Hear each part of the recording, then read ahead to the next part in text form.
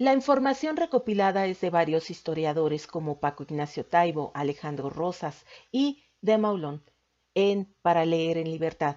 Dicho esto, comenzamos.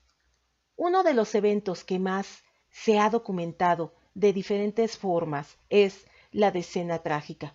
El hecho que sucedió hace que hablemos mucho de Madero, pero que por lo que hizo Huerta no se quiera hablar mucho de él, y hacer a Madero un mártir y a Huerta el cruel villano.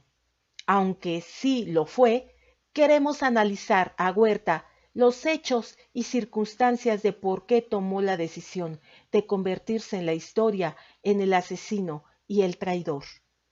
¿Cuáles son las causas que originaron todo este hecho? Huerta, ¿qué hizo que lo llevara a tomar decisiones obscuras? Huerta era un personaje que era muy desconfiado, cruel, atroz y vengativo. Era implacable con sus enemigos, pero también con quien se arrastraba a él, se arrodillaban a él, a esos, aparte de que los humillaba, los escupía, comenta de Maulón. Que uno de sus oficiales comentó que usaba las gafas oscuras para que no supieran qué era lo que estaba viendo y a quién estaba vigilando.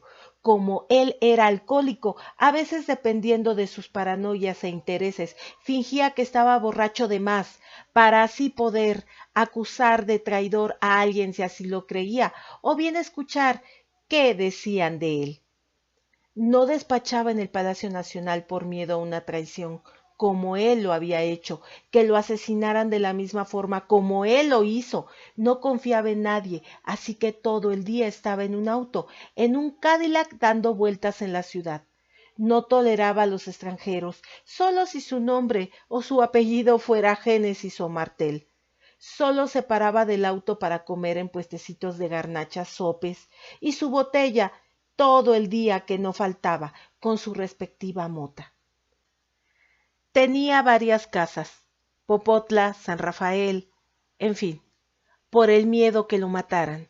Su psicosis de que lo traicionaran, su miedo y pavor, llevó a un tiempo que es conocido como el verano del terror, porque en 3 meses ejecutaron, secuestraron, torturaron militares, políticos, senadores, diputados, periodistas, en fin, los que estaban en contra de él o los que él suponía que estaban en contra, aproximadamente 100 personas, pero se dice y se cree que pudieron ser muchísimos más. Su mano derecha, Aureliano Blanquet, vendía los cargos y se llenó de generales el ejército que ya no podían más. El historiador Rosas comenta que el 23 de marzo de 1913, Domingo de Ramos, corrió un rumor por la ciudad que los espiritistas lo hicieron correr, y es que Madero iba a resucitar.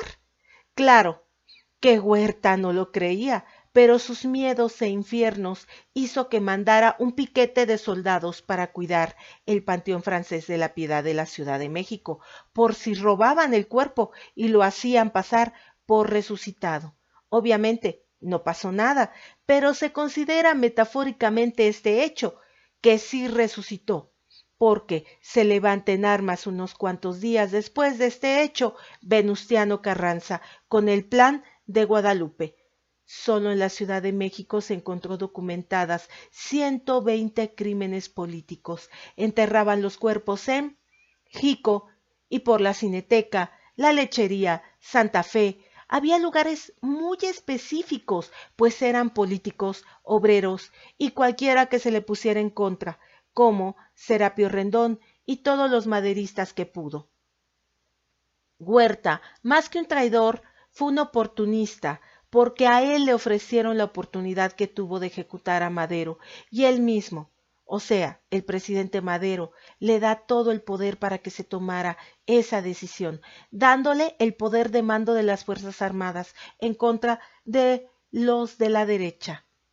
De Maulón comenta: Madero era la esperanza de todo el pueblo y de las clases de todo tipo, pero al ver que no hay el cambio prometido y los errores que cometió, hay una decepción y desilusión de parte del pueblo. Ya no tenía apoyo popular. Huerta tomará con facilidad la oportunidad y toma la decisión de la decena trágica.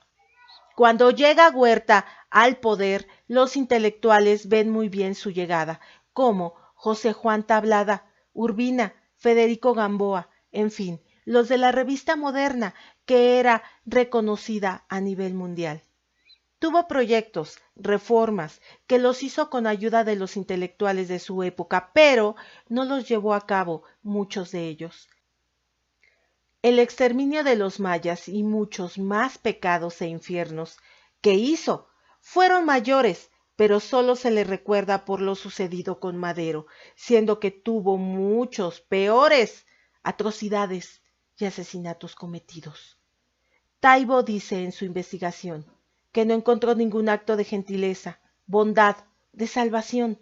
Era una persona que vivió siempre etílica, que no se puede decir que sus infiernos sea una coincidencia, sino los hechos bien pensados por él. Estuvo en la presidencia del 19 de febrero de 1913 al 15 de julio de 1914. No lo reconoció como presidente de Estados Unidos, sí España, Japón, Inglaterra y Alemania. El primer desfile obrero del 1 de mayo fue realizado por Victoriano Huerta, pero, desgraciadamente, la primera represión también fue por él. Sus infiernos son más grandes que lo que se pudiera decir bueno de él. Por eso, la muerte tuvo varios pendientes. Sus encargos brutales y violentos en su lista de pendientes estaba en una lista que ante los ojos de Huerta eran un reproche constante de lo que había hecho. Muchos de la Cámara Legislativa que no paraban de recordarle que era un traidor y un asesino, en ese momento lo catalogaban como el peor asesino de la historia de México. Fueron varios los crímenes políticos durante los primeros meses de gobierno, los más atroces, los más abundantes. Como ejemplo, Serapio Rendón, los diputados del bloque reformador, los que tenían el espíritu maderista, Adolfo C. Gurrión, Néstor Monroy, Edmundo Pastelín y el chapaneco Belisario Domínguez, entre muchos más. Pero la mejor opinión de Huerta es de cada uno de ustedes. Por esto y mucho más, sus actos se le denominan sus infiernos, los asesinatos más crueles que se hayan documentado políticos en la historia de México del siglo pasado. Por esto es que pasa él en México a través de su historia. Bueno, amigos, por el momento esto es todo. Después hablaremos más de él, de su vida, de más hechos que él haya hecho. Pero en este video nos enfocamos únicamente en sus pecados, en sus infiernos, como fueron catalogados por la historia. Es todo por hoy. Yo soy Angie G. Y ya saben, si les gusta nuestro contenido, por favor suscríbanse, regálenos un me gusta y no se olviden de nosotros, sobre todo eso. Hasta la próxima. Cuídense mucho. ¡Chao! Hola, suscríbete, chao.